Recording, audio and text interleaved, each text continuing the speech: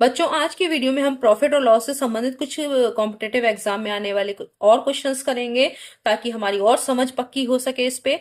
यदि नूपुर ने एक खिलौना सौम्या को 17% लाभ पर और सौम्या रोली को 25% हानि पर बेचती है। देखिए, इसमें भी कनेक्शन है। इस तरह का एक मैंने एक और वीडियो में बताया है।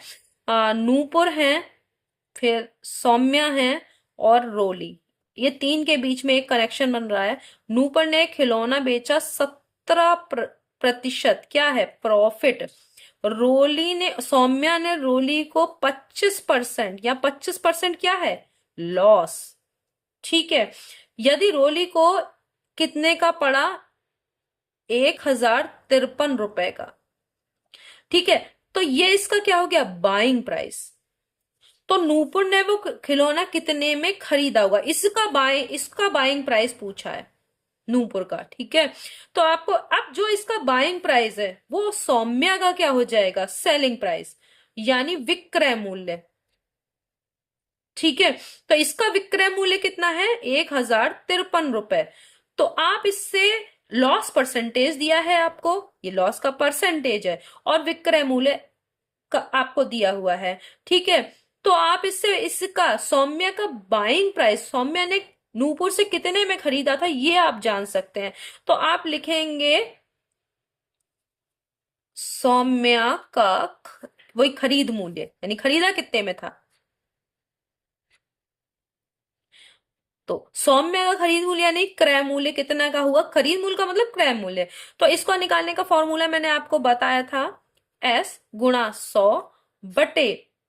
अब देखिए, लॉस हो रहा है, सौम्या को तो लॉस हो रहा है ना, वो 25% लॉस पे दे रही है। तो क्या हो जाएगा, 100 माइनस लॉस परसेंटेज। ये वाला फॉर्मूला लगेगा कि नहीं लगेगा। तो एस की जगह पे 1053, यहां गुणा में 100, और 100 माइनस 25 करोगे तो कितना हो जाएगा, 75। ठीक है। इसको 25% का लॉस हो रहा है ना, तो यहाँ 25 करेंगे तो 100 में से 25 घटाएंगे, 75 हो गया कि नहीं हो गया। अब देखिए, 25 से ये सब कट रहा है, 25 तिया 75, 25 चौक 100। समझ में आ रहा है। और यहाँ 3 से ये कटेगा, क्यों 3 से कटेगा, देखिए ध्यान दीजिए। अगर संख्या के अंकों का योग 3 से विभाजित हो रहा तो वो संख्या 3 से कट जाएगी। तो यहाँ देखिए, 5 3 8 और 1 9, 9 3 से कटता है तो ये संख्या पूरी भी 3 से कटेगी। 3 तिया 9, फिर एक बचा, 3 पंजे 15, 3 एक कम 3।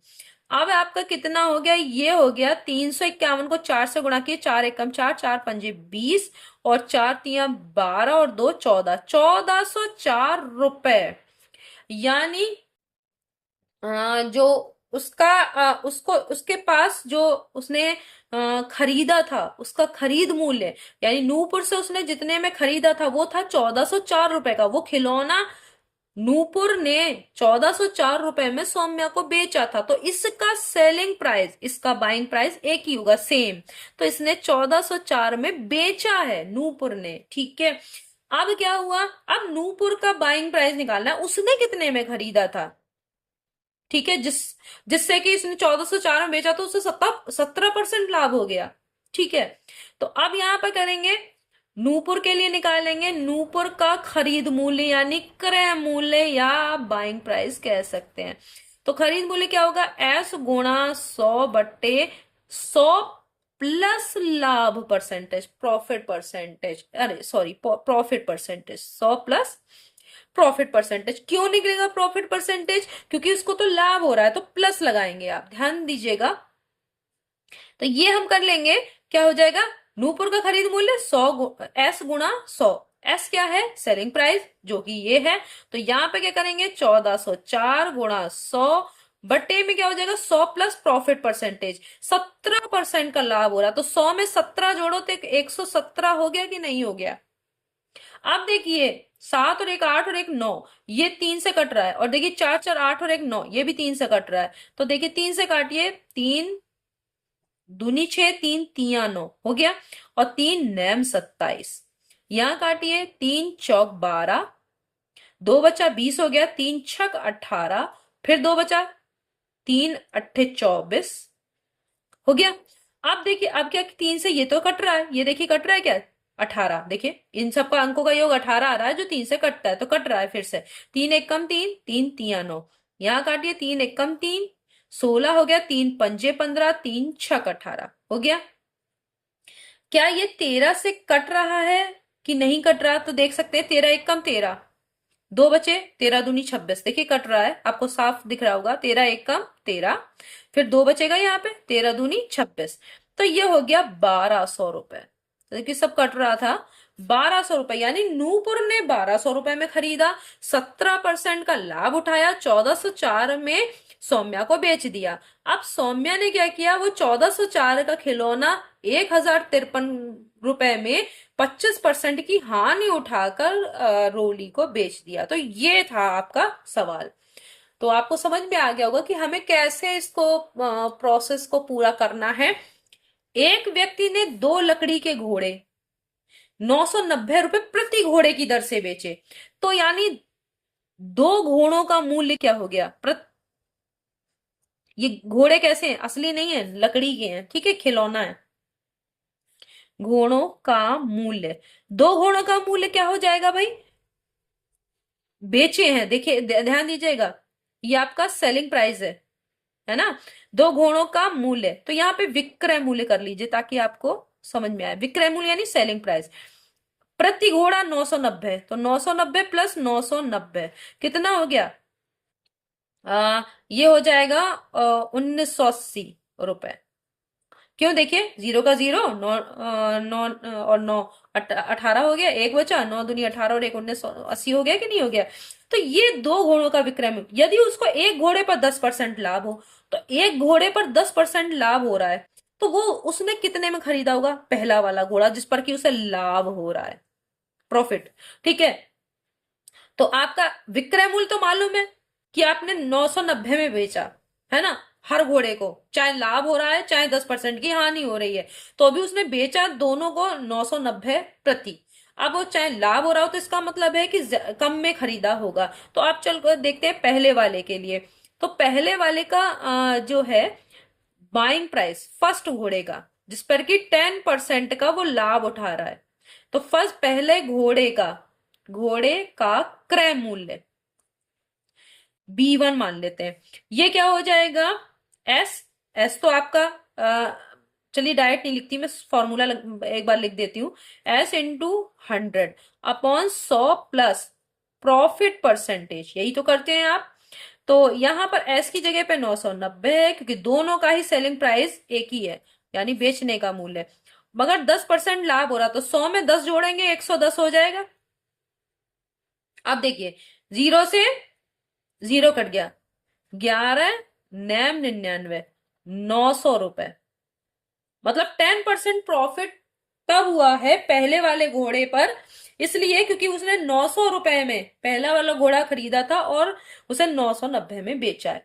अब दूसरा वाला B2 को देखिए, इसमें उसे 10% की हानि हो रही है, तो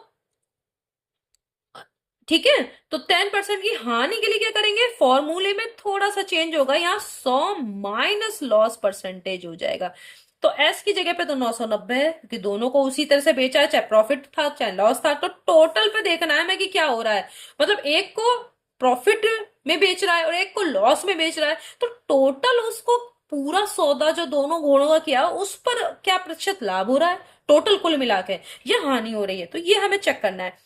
990 गुणा 100 बटे 100 में से जब 10% की हानि हो रही, तो 100 में से 10 घटाएंगे तो 90 हो जाएगा कि नहीं हो जाएगा?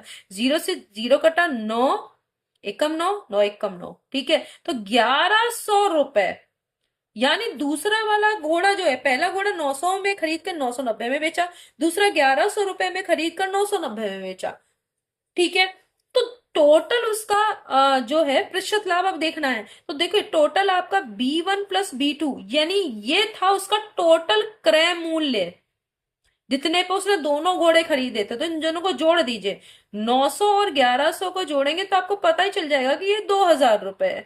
यानी टोटल उसने, अब आपको समझ में जो एकदम पिक्चर है वो क्लियर हो रही होगी कि उसने खरीदे कितने में थे? दोनों खरीदे थे 2000 रुपए में और उन्हें 1980 रुपए में बेच दिया। तो आपको साफ दिखाई दे रहा होगा कि यहाँ पर उसे लॉस हो रहा है कि नहीं हो रहा है, आपको दिख ही रहा होगा। तो अब आपको यहाँ पर, क्योंकि सेलिंग प्राइस उसका बेचने का मूल्य कम है और आपका क्रय मूल्य यानी जितने में खरीदा था वो ज्यादा है, तो लॉस निकलेगा। लॉस क्या हो जाएगा आपका, बी माइनस एस। बी का मान है 2000 और एस का मान है कितना है, 1980। घटा दीजिए तो आपका 20 रुपए हुआ। 20 रुपए का उसको नुकसान हो रहा है। अब इसका परसेंटेज निकालना, तो आपको ये पता चल गया कि इस वाले जो सौदा उसने किया है कि एक दोनों को बेचा सेम प्राइस पे, लेकिन एक में उसने लाभ उठाया था जब खरीद बेचा है, और एक में जो है हानि उठाई है। तो टोटल उसको हानि हो रही है। तो कुल सौदे पे कितने प्रतिशत लाभ हानि हुई, तो हानि हुई है उसे। अब प्रतिशत हानि निकालनी है, तो लॉस परसेंटेज क्या होता है, लॉस आपको पता है तो इसलिए लॉस वाले से कर लेते हैं फॉर्मूले से। यहाँ एल गुणा 100/बी। तो एल कितना है 20, 100, बी का वैल्यू क्या है देखिए 2000 रुपए, यानी खरीदा कितने में था 2000 में। एक जीरो से एक जीरो, ये दो जीरो से ये दो जीरो, दो से दो, एक बचा। 1% का उसको नुकसान हो रहा है।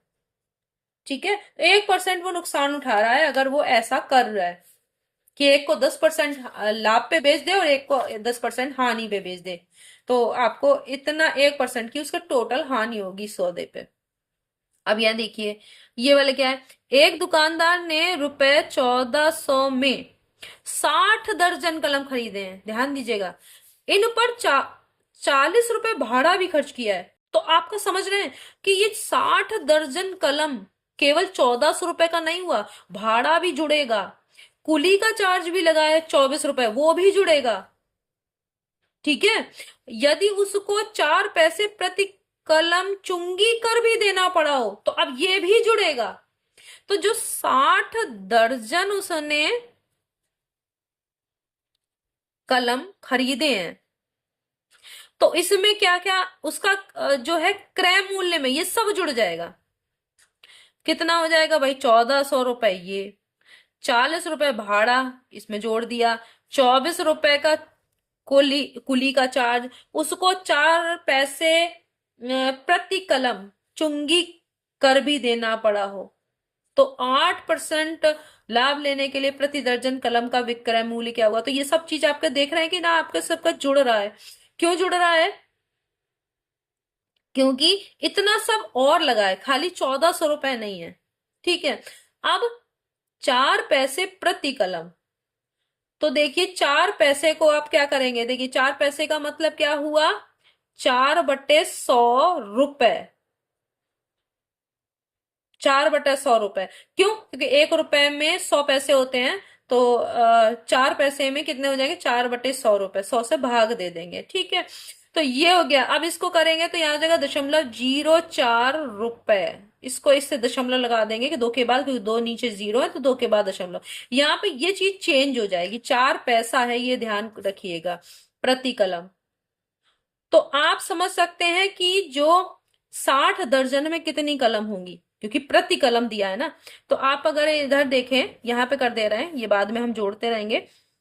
60 दर्जन है ना, एक दर्जन में कितना होता है, 12 कलम। ठीक है, और हर कलम का मूल्य क्या है, 0.04।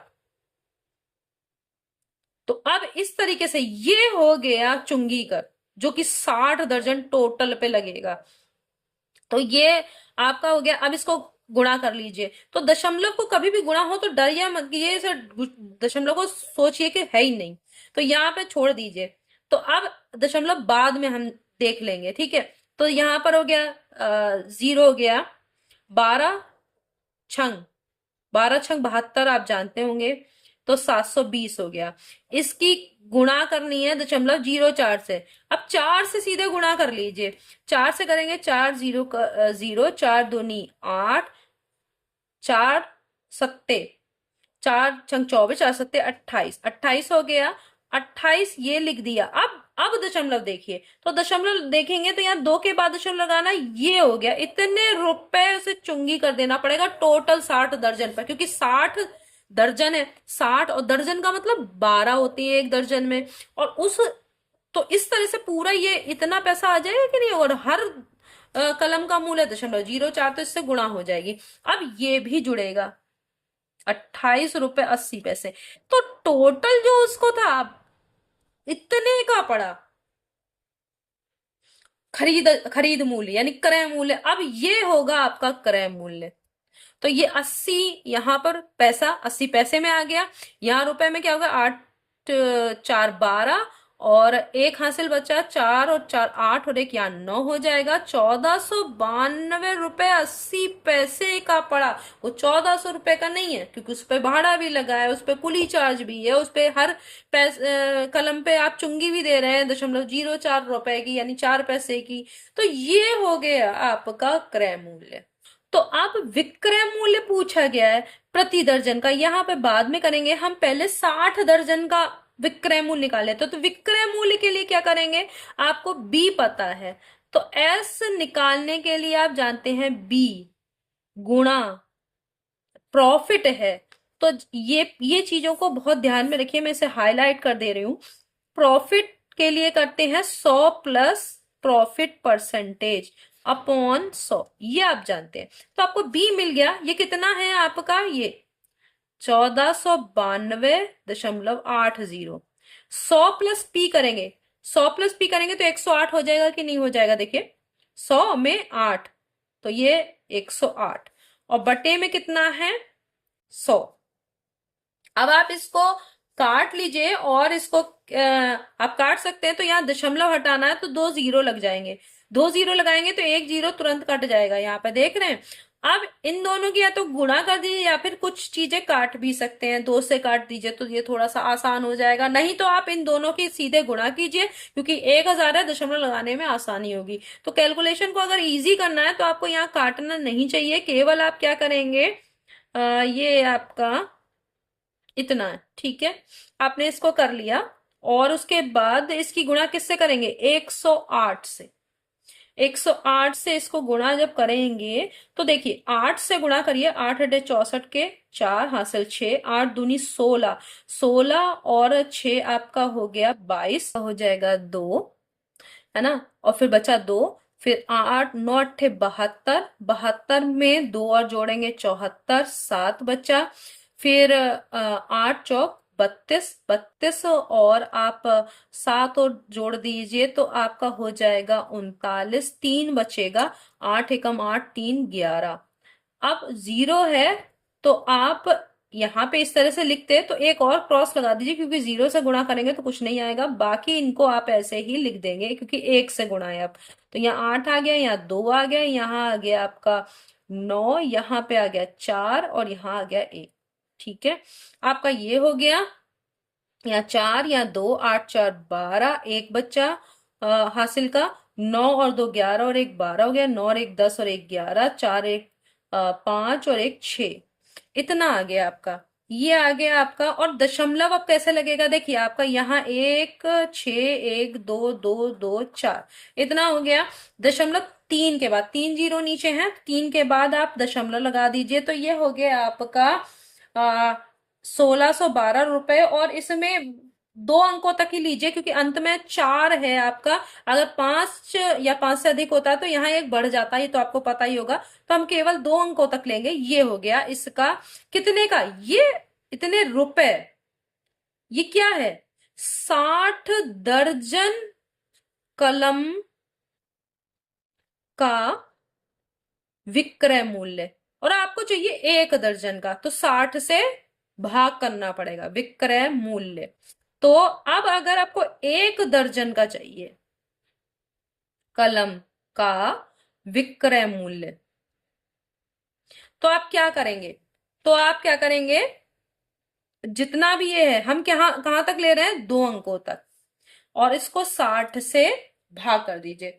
अब अगर 60 से भाग करेंगे तो आप काट भी सकते हैं, पहले तो ये कट रहा है तो अपना यहां 2 से काट रहे हैं, आपके 2 से दिख ही रहा होगा तो ये 30 आसान हो जाएगी कैलकुलेशन।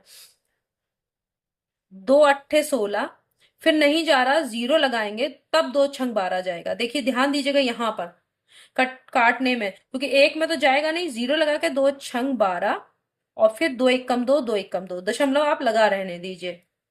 क्या 3 से कट रहा, देखिए अगर इन अंकों का योग 3 से कटेगा तो ये संख्या भी 3 से कट जाएगी। 8 6 14 और एक 15 और एक 16, नहीं कट रहा, ठीक है। तो आप इसको अब भाग दे सकते हैं। तो अब अगर आप 3 से यहाँ पर देखिए 30 है, 30 से अगर भाग देंगे तो 30 दूनी आपका क्या होता है 60, जानते हैं ना, 30 दूनी 60, तो 2 बार जा रहा है। अब ऐसे ही कैलकुलेशन डायरेक्ट भी कर सकते हैं, ऐसे तो आप चाहें तो लिख के भी कर सकते हैं। 30 दूनी 60, अब बचेगा 20, 20 तो कम हो जाएगा, फिर आपका 6 आप उतार लेंगे तो कितना हो जाएगा 206। ठीक है, 206 तो 30 छंग यानी 3 छंग 18 होता है ना, तो 30 छंग 180 यहां तक जाएगा, तो 6 बार हो गया। अब आपका कितना हो गया, चलिए हम कर दे रहे हैं, नहीं तो आप लोगों को ओरल, वैसे हम लोग तो ओरल करते हैं, आपको भी इस तरह से सीख लेना चाहिए, लेकिन ठीक है अगर आप नहीं कर पा रहे तो आप ऐसे कर दीजिए, तो आपको समझ में ज्यादा आएगा। 30 दूनी 60, 20, अब ये क्या करोगे 6 उतारोगे, समझ गए, 3 छक 18, तो 0 का 0 और 3 छक 18 180। अब देखिए आ रहा है भाई, आ रहा है, लेकिन हम लोग डायरेक्ट भी करते हैं कि ताकि इतनी कैलकुलेशन बच जाए, लेकिन ठीक है अगर नहीं कर पा रहे तो ऐसे भी कोई दिक्कत नहीं है। अब दशमलव आपको लगाना पड़ेगा अगला उतारने के लिए, तो यहाँ पर 261 हो गया, है ना। तो 3 अट्ठे 24, 240 आएगा कि नहीं आएगा। अब कितना बचेगा 21, यहाँ पे मैं लिख दे रही हूँ, फिर ये वाला अब एक उतारेंगे, उतारेंगे दशमलव पहले से ही लगा 211, तो कितनी बार जाएगा 3 सत्ते 21 जाएगा कि नहीं जाएगा, तो 210। अब एक आपका बचा, तो अब अगले अंक तक निकालना नहीं है क्योंकि इतने पैसे आपको पता ही चल जाएगा। तो ये हो गया 26.87 रुपए, यानी 26 रुपए 87 पैसे, तो ये आया। तो आपने इसमें क्या किया, 60 दर्जन कलम का क्रय मूल्य निकाल लिया, तो आपको 60 दर्जन कलम का विक्रय मूल्य भी पता चल जाएगा, और उसके बाद 60 से डिवाइड करेंगे तो 1 दर्जन का आ गया। ठीक है, तो इस तरीके से आपको पता चल गया कि इतना इतना आया। अब है अगला क्वेश्चन, किसी वस्तु को रुपए 480 में बेचने पर, तो ये बेचने का मतलब क्या हुआ, सेलिंग प्राइस, है ना, 20% का लाभ होता है, तो ये है प्रॉफिट परसेंटेज। इससे आप बाइंग प्राइस निकाल सकते हैं, यानी खरीद मूल्य क्या था। खरीद मूल्य निकालने के लिए एस गुणा आप क्या करते हैं 100 प्लस प्रॉफिट परसेंटेज, अगर प्रॉफिट दिया है, एस की जगह है 480 गुणा 100/20% का हुआ, तो ये 100 में 20 जोड़ेंगे तो क्या हो जाएगा 120, 0 से 0 कटा 12 चौक 48, यानी 400 रुपए का वो था वस्तु जो भी थी। तो 400 रुपए की थी और 480 की बेची, तभी इसलिए उसमें 20% का लाभ हो गया। यदि वही वस्तु 580 रुपए की बेची जाए तो भाई प्रॉफिट हो रहा है, क्योंकि 400 की खरीदी है, खरीदी तो उतने की है ना, वही वस्तु है, तो 400 की खरीदी, बाइंग प्राइस है। अब देखिए बाइंग प्राइस आपका ये है 400 रुपए, और अब सेलिंग प्राइस ये है एस।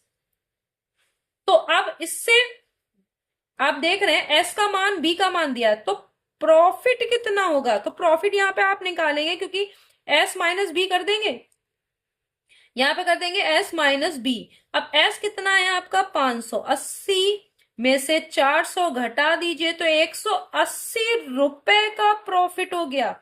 तो प्रॉफिट का परसेंटेज, बहुत सारा फायदा हो रहा है, प्रॉफिट का परसेंटेज क्या है, तो देखो प्रॉफिट परसेंट निकालने के लिए प्रॉफिट इंटू 100 अपॉन क्या करते हैं, हमेशा बाइंग प्राइस पे ही निकाला जाएगा प्रॉफिट या लॉस का परसेंटेज। तो आपने पी की जगह पे 180 रख दिया गुणा 100/बी क्या है, बी का मान आप देखिए क्या है, बी का मान है 400, तो यहाँ पे आपने 400 कर दिया। अब देखिए आपका ये 2 जीरो से ये पूरे पूरे 2 जीरो कट गए, 4 से आप काट सकते हैं, 2 से पहले काट लीजिए, नहीं समझ में आ रहा तो वैसे तो डायरेक्ट ही कट जाएगा, लेकिन आप देखिए 2 दूनी 4 और 2 नैम 18 90 हो गया, और 2 से फिर काटेंगे तो 45 हो रहा है कि नहीं, तो यहाँ 45% का प्रॉफिट वो कमा रहा है। ठीक है, तो इस तरीके से आपने देखा कि अलग अलग तरीके के सवाल हैं, सूत्र वही लगने हैं जो मैंने पहले वाले वीडियो में आपको बताए थे, सूत्र वही हैं, लेकिन हर जगह उसे कहाँ पे लगाना है, किस तरीके से सॉल्व करना है, सूत्र आपके दिमाग में हमेशा रहने चाहिए बिल्कुल याद, ताकि आप उसे तुरंत लगा पाओ। तो क्योंकि ये जो जितनी भी चीजें हैं ये डेली प्रॉब्लम्स हैं, और हम लोग प्रॉफिट और लॉस को वहां पर जो कॉम्पिटेटिव एग्जाम में क्वेश्चंस पूछे जाते हैं वो डेली प्रॉब्लम से ही पूछे जाते हैं, आपको डायरेक्ट सूत्र पे बहुत ही कम शायद कोई सवाल आए। तो जो आपके जितने भी बड़े कॉम्पिटेटिव एग्जाम्स हैं उनमें आपके जो हैं वो डायरेक्ट फॉर्मूले पे बहुत ही कम क्वेश्चंस आते हैं, आपके इसी तरीके के आएंगे जिसमें कि आपको सोचना पड़ेगा कि कहाँ पे हम इसको अप्लाई करेंगे कुछ ही भी फॉर्मूले को। तो आपको फॉर्मूले याद होने चाहिए। नेक्स्ट वीडियो में हम फिर मिलते हैं, तब तक के लिए धन्यवाद।